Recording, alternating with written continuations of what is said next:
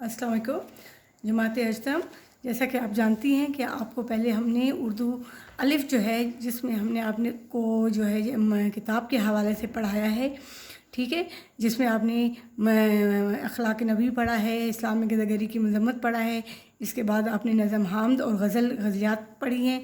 तो आज हम आपको उर्दू भी पढ़ाएंगे। उर्दू भी से मुराद ये है कि जो आपकी इंशा परदाजी है, जो इंशाइया है, वो पढ़ाएंगे। इंशा परदाजी क्या होती है? इंशा परदाजी में जैसा कि आपको पता है कि कोई मजमून या कोई चीज़ जो नसर की सूरत में लिखी जाए उसे कहा जाता है। तो इसमें जो है आपका उर्दू भी में जो आती हैं वो दरख्वास्तें हैं, वो खतूत हैं, कहानियाँ, मकालमे और मज़ामीन शामिल हैं। तो आज हम आपको सबसे पहले जो है दरख्वास्त का खाका लिखना बताएंगे।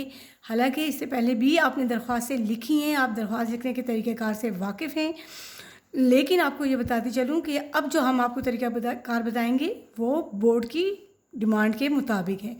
क्योंकि पहले आप अपनी दरख्वास्त में अपना नाम भी लिखती थी, अपने स्कूल का नाम भी लिखती थी और अपने शहर का नाम भी लिखती थी, लेकिन अब तरीक़ाकार थोड़ा सा बदल गया है, ठीक है।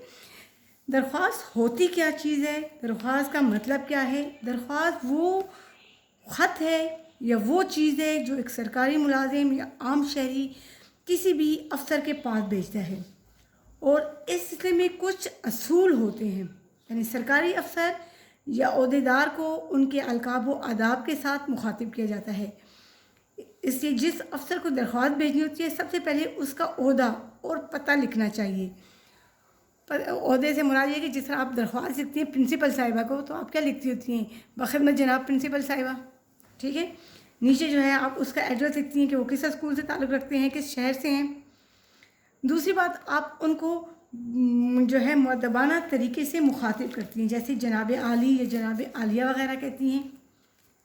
इसके बाद आप दरख्वास्त में एक नफ्स मज़मून लिखती हैं। नफ्स मज़मून क्या होता है? नफ्स मज़मून जो कि एक तहरीर जिसमें कोई भी शख्स अपना मकसद बयान करता है, और यही दरख्वास्त का असल हिस्सा होता है।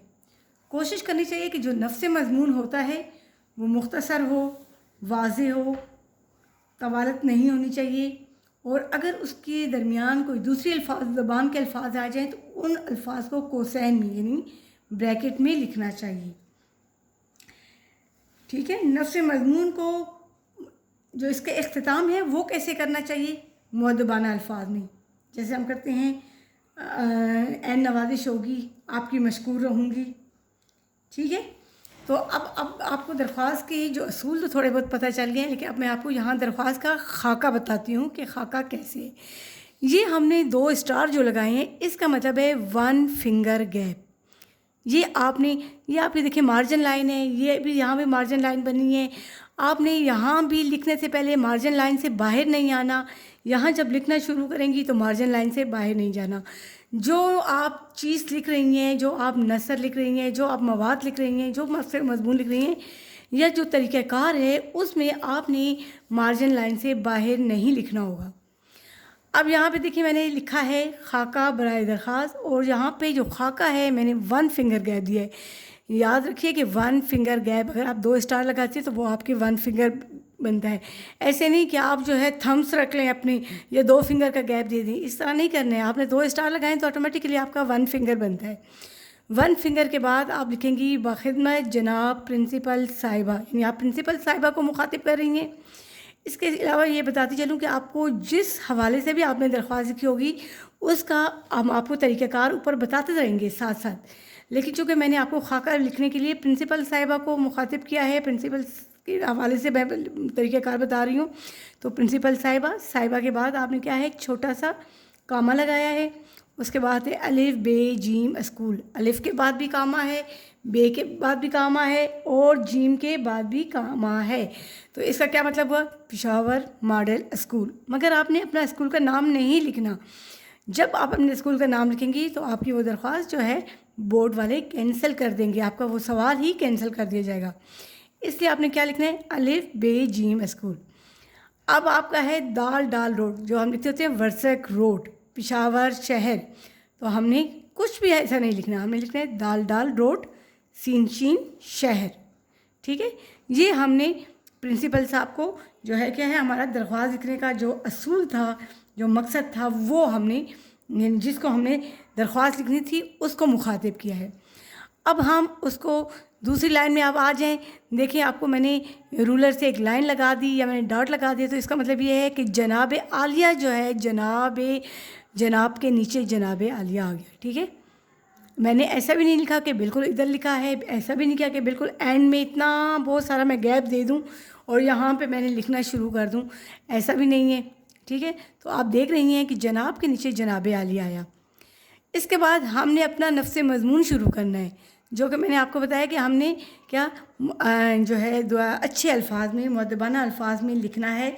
जिसको अपना मकसद बयान करना है उसको बड़े अच्छे तरीके से जो है हमने दरख्वास्त करनी है। ये जो होता है ना, जो जिसमें हम अपनी मसाइल बयान करते हैं या अपना मकसद बयान करते हैं, इसको नफ्स मज़मून भी कहा जाता है, इसको मतन भी कहा जाता है। तो अब क्या है, हम जो है मुखातिब कर रहे हैं कि मुअद्दबाना गुजारिश है कि, अब हम प्रिंसिपल से छुट्टी की दरख्वास्त ले रहे हैं, फ़ीस माफ़ी की दरख्वास्त कर रहे हैं उनसे, या कोई भी अपना मकसद बयान कर रहे हैं। मैं आपके स्कूल जमात हश्तम की तालबा हूँ। मेरा दरख्वास्त लिखने का मकसद ये है कि, अब आपने जो भी लिखना है, जो आपको सवाल होगा उसके हवाले से आपने लिखना होगा। ठीक है, अब फॉर एग्ज़ाम्पल आपकी दरख्वास्त यहाँ ख़त्म हो जाए या नीचे यहाँ तक ख़त्म हो जाए, आप कुछ भी बस इधर इख्तिताम कर लेंगी नफ्स मज़मून का। इसके बाद आपने जो है क्या है, दुआया कलमात लिखने हैं या उनको जो है अपना दरख्वास्त का जो इख्तिताम लिखना है कि शुक्रिया अदा करना है। तो अब हम लिखते होते हैं, अक्सर हम लिखते होते हैं मैं आपकी मशकूर रहूँगी या ऐन नवाजिश होगी। अब आपको देखना है कि जो आपने 2 फिंगर गैप यहाँ पे दिया था, मुअद्दबाना गुजारिश है, ठीक है, ये दिया था ना, तो इसी को अंदाज़न आपने लगाना है। अगर आप 2 फिंगर गैप में आ जाएं, तो अगर दरख्वास्त उसी पेज पर ख़त्म होती है तो मुअद्दबाना के नीचे ही एन नवाजिश होगी आ जाएगा। अगर आपकी दरख्वास्त दूसरे पेज पर भी चली जाती है तो आपको अपना माइंड में ये रखना है कि हमने 2 फिंगर गैप दिया था, ये नहीं कि एन नवाजिश बिल्कुल आप इधर जो है कॉर्नर में लिख दें। यहाँ हमने क्या करना है, लेटना तो नहीं है, चारपाई तो नहीं बिछानी ना, यहाँ तो हमने जो है क्या करना है, फिर तो ये लाइन खाली होगी तो ये बुरी भी लगेगी, आपकी दरख्वास्त कोई अच्छी तासर में पेश नहीं करेगी। तो क्या है, आपने क्या लिखना है, एन नवाजिश होगी लिख के लिए 2 फिंगर आपने दे देने हैं, 2 फिंगर गैप देना है, एन नवाजिश होगी। ये आपका दरख्वास्त का इख्तिताम है। अब आपने जब आप दरख्वास्त को हमने ख़त्म कर लिया तो ज़रूरी बात है हमने ये बताना तो है ना कि दरख्वास्त किसने लिखी है, कौन लिख रहा है। तो इसके लिए हम अल आरिज़ या अल आर्ज़ा का लफ्ज़ इस्तेमाल करते हैं, चूँकि आप लड़कियां हैं तो आप अल आर्ज़ा का लफ्ज़ इस्तेमाल करेंगी। अच्छा, अगर अल आर्ज़ा ना लिखें तो आप सिर्फ दरख्वास्त गुज़ार भी लिख सकती हैं, दरख्वास्त गुज़ार, दरख्वास्त करने वाला या करने वाली। अब इसमें ही शी का कोई कॉन्सेप्ट नहीं है। अगर आप दरख्वास्त गुज़ार लिख देती हैं तो आपको ज़रूरी नहीं है, फिर कोई इससे कोई फ़र्क नहीं पड़ता कि जी मैं लड़की हूँ या मैं लड़का हूँ, बस आपकी ये बात सही है, इसको आप दुरुस्त कर सकती हैं। बोर्ड भी इसको दुरुस्त मानता है, हम भी इसको मानते हैं, यानी अल आर्ज़ा या दरख्वास्त गुज़ार। हाँ, अगर आप लिखती हैं अल आरिस तो अब वो फिर हम आपको सर्कल लगाएंगे, नंबर काटेंगे, क्योंकि आप मुअन्नस हैं। ठीक है, अब दूसरी अल आर्ज़ा के बाद बिल्कुल नीचे, और अल आर्ज़ा जो है कम से कम आपको पता होना चाहिए कि ये दरख्वास्त के किस तरफ आता है। ये जो है दाएं तरफ है, ये बाएं तरफ है। बाएं तरफ यानी लेफ़्ट साइड पर हम लिखते हैं, लेकिन लिखने का आपका अंदाज़ा इतना होना चाहिए कि आप मार्जिन लाइन से बाहर ना जाएं। दरख्वास्त गुज़ार कौन है, आपकी फरमाबरदार शागिर्दा। ठीक है, फरमाबरदार शागिर्दा, शागिर्द नहीं लिखेंगी, और ना ही आप लिखेंगी ताबेदार। लफ्ज़ ताबेदार जो है उर्दू अदब में मतरूक हो चुका है, लफ्ज़ ताबेदार अब इस्तेमाल नहीं किया जाता। आपने क्या लिखना है, आपकी फरमाबरदार शागिर्दा। शागिर्दा के बाद आपने अपना नाम नहीं लिखना, सीन शीन, यानी आपकी हमारी फरमाबरदार शागिर्दा है मरियम खान हिना गोल, लेकिन आपने इस तरह कोई नाम नहीं लिखना, आपने क्या लिखना है, सीन शीन। इसके बाद आप किस क्लास की बच्ची हैं जो आप दरख्वास्त लिख रही हैं, तो आप लिखेंगी जमात हश्तम।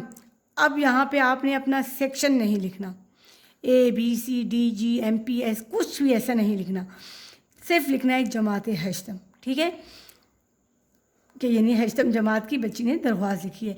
अगर आप सेक्शन लिखती हैं या अपना नाम लिखती हैं या स्कूल का नाम लिखती हैं तो बोर्ड جو ہے آپ کی اس درخواست کو کینسل قرار دیتا ہے، اس کویشچن کو 0 یعنی مارکنگ کرتا ہے۔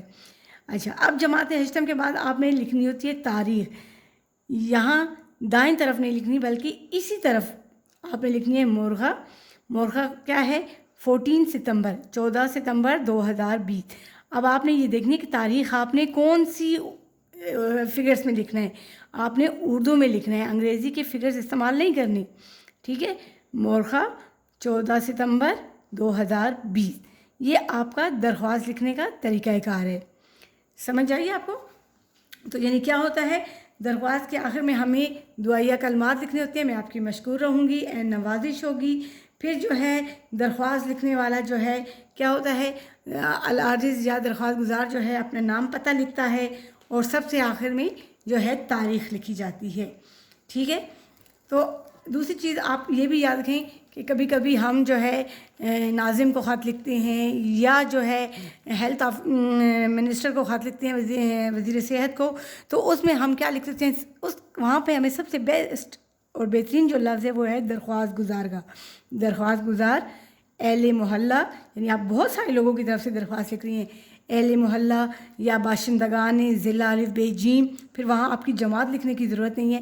تو وہ طریقہ کار، یہ تو صرف ہم نے آپ کو ایک خاکہ بتا دیا، لیکن جیسے جیسے سوال سامنے آئے گا ہم آپ کو ہوم ورک دیں گے، تو اس کے ساتھ ساتھ ہم آپ کو تھوڑا سا درخواست کے جو طریقہ کار میں تبدیلی آئے گی وہ بھی آپ کو ساتھ ساتھ بتاتے چلیں گے، ٹھیک ہے؟